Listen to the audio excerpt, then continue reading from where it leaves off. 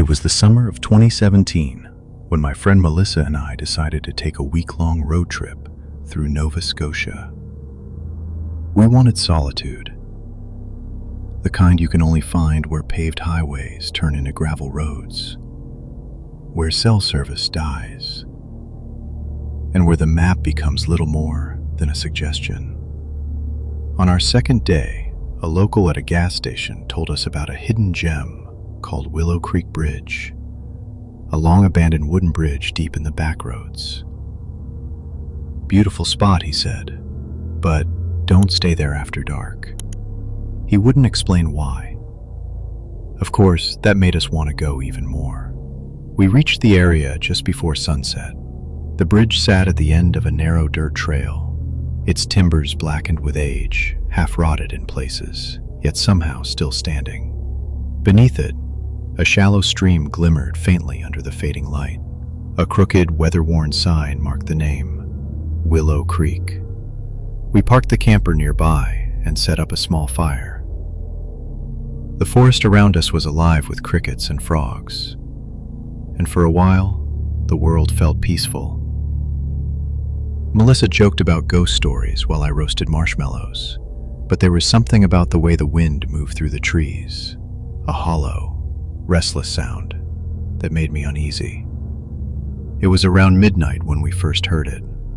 Footsteps, soft, deliberate, echoing against the wooden planks of the bridge. At first I thought it was an animal, but the pacing was steady, almost human. Melissa froze, her eyes wide, and I grabbed my flashlight. I stepped quietly toward the bridge, each crunch of gravel under my boots deafening in the silence. That's when I saw it. For just a second, through the mist rolling off the creek, I saw the silhouette of a bus, an old-fashioned coach bus, painted in faded green and white, sitting perfectly still in the middle of the bridge. And then it vanished. The footsteps stopped. The night went silent. I ran back to the fire, heart pounding, trying to convince myself I'd imagined it. But Melissa whispered, Did you see the bus too?" Before I could answer, we heard something else. Voices, distant, dozens of them layered, overlapping, crying out in panic. And then the high-pitched screech of metal tearing against wood. The temperature dropped sharply. Our breath came out in pale clouds. The mist thickened around the bridge, curling upward like fingers. And then we saw them. Figures, faint, translucent, appearing on the bridge. Men, women, even children, all dressed in old 1950s clothing. Their faces were pale, contorted with fear. They ran back and forth, some trying to push open invisible windows, others clutching one another. And every 30 seconds, without fail, the same deafening sound erupted again. But as we turned, something else appeared. A man, tall, with a conductor's cap and a torn uniform, standing at the edge of the clearing, staring right at us. His face was nothing but shadow. He raised one hand and pointed directly at our camper. That was enough. We ran. Inside the camper, we locked the doors, shut the curtains, and waited. But the noises didn't stop. Footsteps circled the camper, knuckles rapped against the thin metal walls, and somewhere, faint but clear, a voice whispered, "Get out before it happens again." We didn't sleep.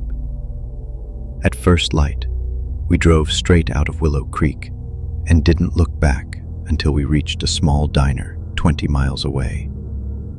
Inside, we told the waitress what we'd seen. She just stared at us for a long moment before finally saying, "You're not the first to see them. That bridge. There was a bus crash there in 1954. Everyone on board died. Locals say their souls never left." Melissa asked if the bridge was still safe to cross, The waitress shook her head slowly. Safe? Honey, that bridge collapsed 20 years ago.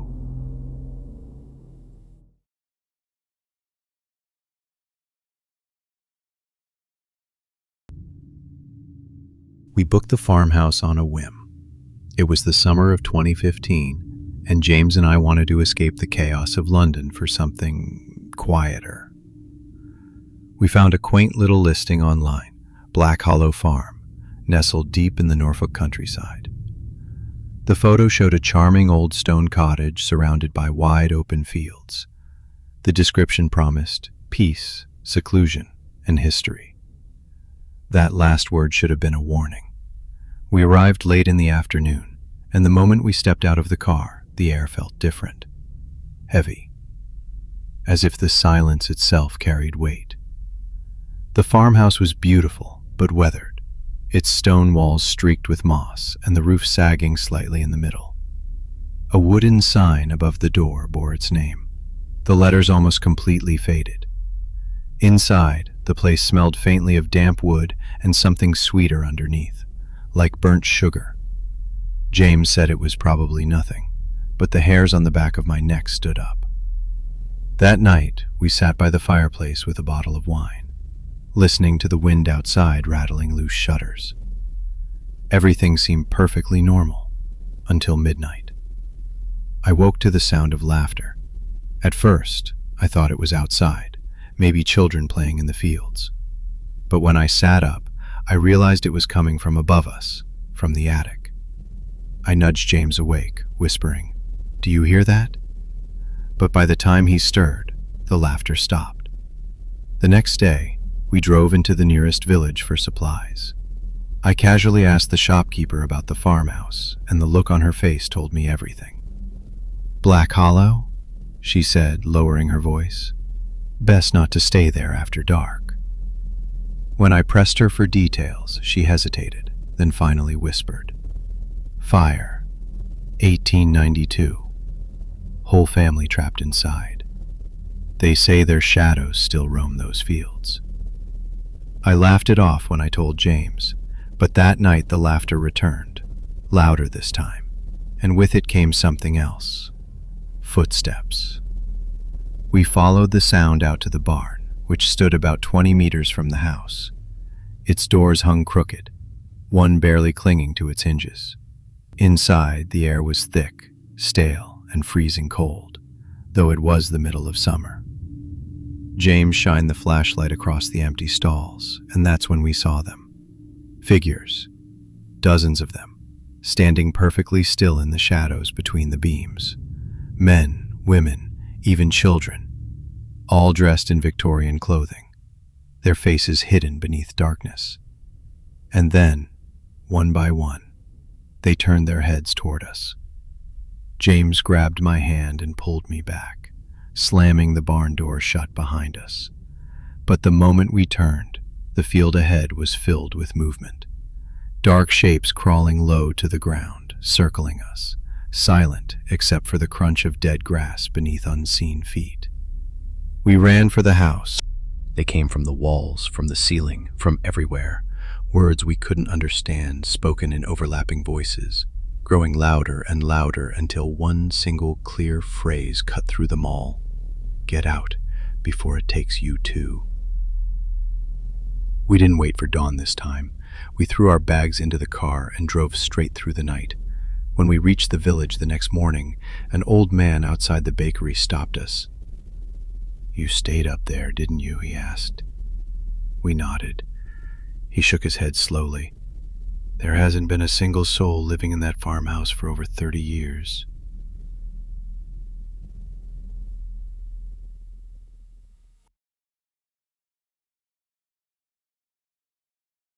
Marcus had always loved lighthouses. Something about their isolation fascinated him. How they stood like lonely sentinels at the edge of the world. So, when we planned a camping trip to the remote Isle of Mull off the northeastern coast of Scotland, he insisted we visit St. Erasmo Lighthouse. Locals in the nearby fishing village warned us against it. "That place hasn't been touched in 100 years. one old fisherman said. Another added softly, "Some nights, though, we still see the light turning." We laughed it off, assuming it was just a ghost story meant to spook tourists. But the first night on the island, as we set up camp by the rocky shore, I noticed it. A beam of light, faint but steady, sweeping slowly across the sea. "Marcus," I whispered, "I thought you said there's no power out here." He didn't answer. The next evening, curiosity got the better of us. We followed the narrow cliffside path to the lighthouse. The structure was massive, towering above the jagged rocks, its white paint peeling, windows boarded, and the heavy wooden door hanging crooked on rusted hinges. Inside, it smelled of salt, mildew, and something older, like books and burnt oil. The spiral staircase curved upward into darkness, its iron steps groaning under our weight. We found an old logbook on a broken table, the pages warped and stained. Most entries were unreadable, but one was still clear. "Storm coming. Keeper won't leave his post." Suddenly, the air grew colder. Somewhere above us, a floorboard creaked. We froze. Marcus shined the flashlight up the staircase, and for just a moment, I saw a figure standing at the top landing. A man in an old-fashioned lighthouse keeper's uniform, staring down at us. I blinked, and he was gone. We climbed cautiously, the sound of our footsteps echoing off the narrow walls. Every turn revealed more decay. Rusted lanterns, shattered glass, and ropes covered in green mold. At the very top, we reached the lantern room. The massive Fresnel lens sat in the center, coated in dust, but somehow it was spinning. No generator, no power. And yet the lens turned slowly, bathing the room in a pale, unnatural light. Then we heard it, a faint, rhythmic knocking coming from somewhere beneath us. Marcus crouched near a trap door, but before he could open it, the sound stopped. The silence felt alive, pressing against my ears until I thought they'd burst. And then a whisper. "Leave, now." The trap door slammed shut by itself, hard enough to rattle the glass. We bolted down the staircase, but halfway down, a blinding beam. The same old fisherman from before stared at us in silence before finally saying, "You saw him, didn't you? The keeper." Marcus nodded slowly. The man sighed and whispered, "They found his body at the base of that tower in 1912, but some say he never stopped tending the light."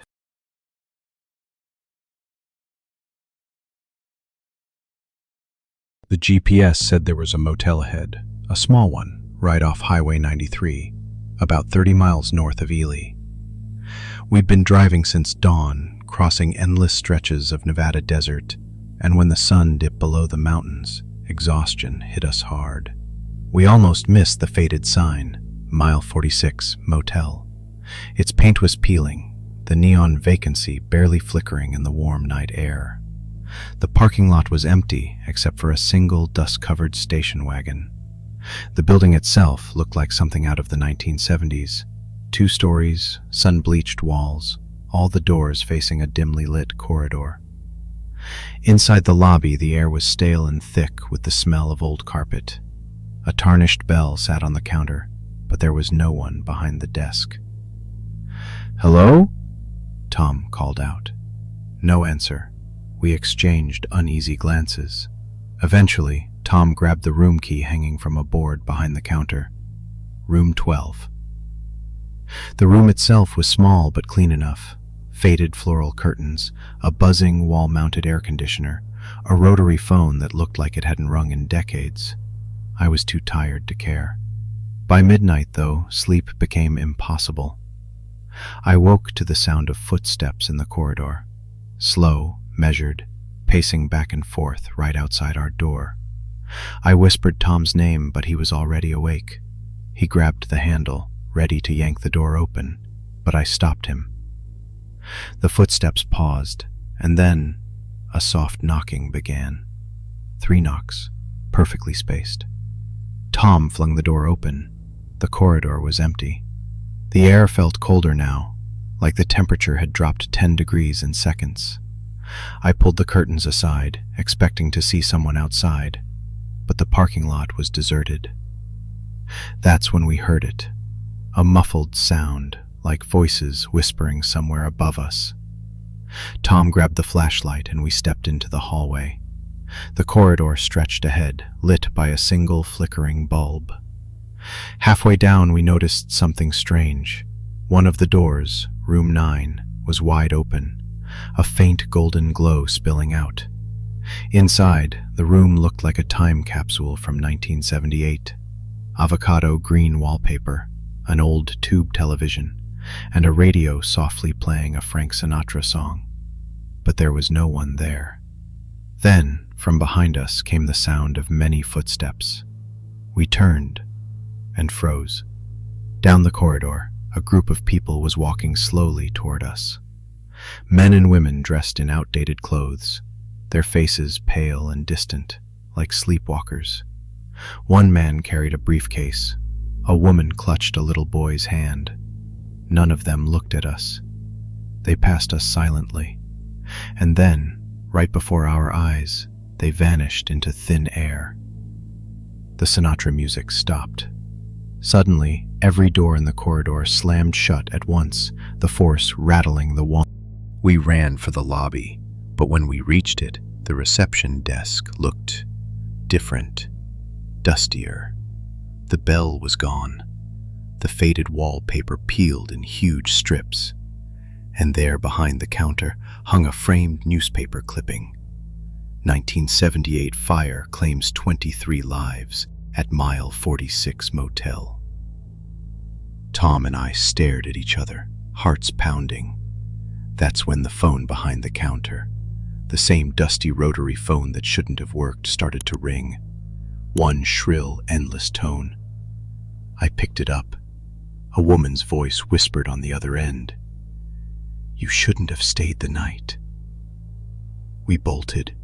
We didn't stop until we reached a gas station 20 miles away.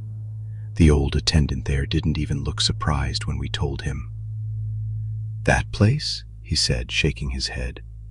"Burned down decades ago. Folks still see lights out there sometimes, but nobody's checked in since '78.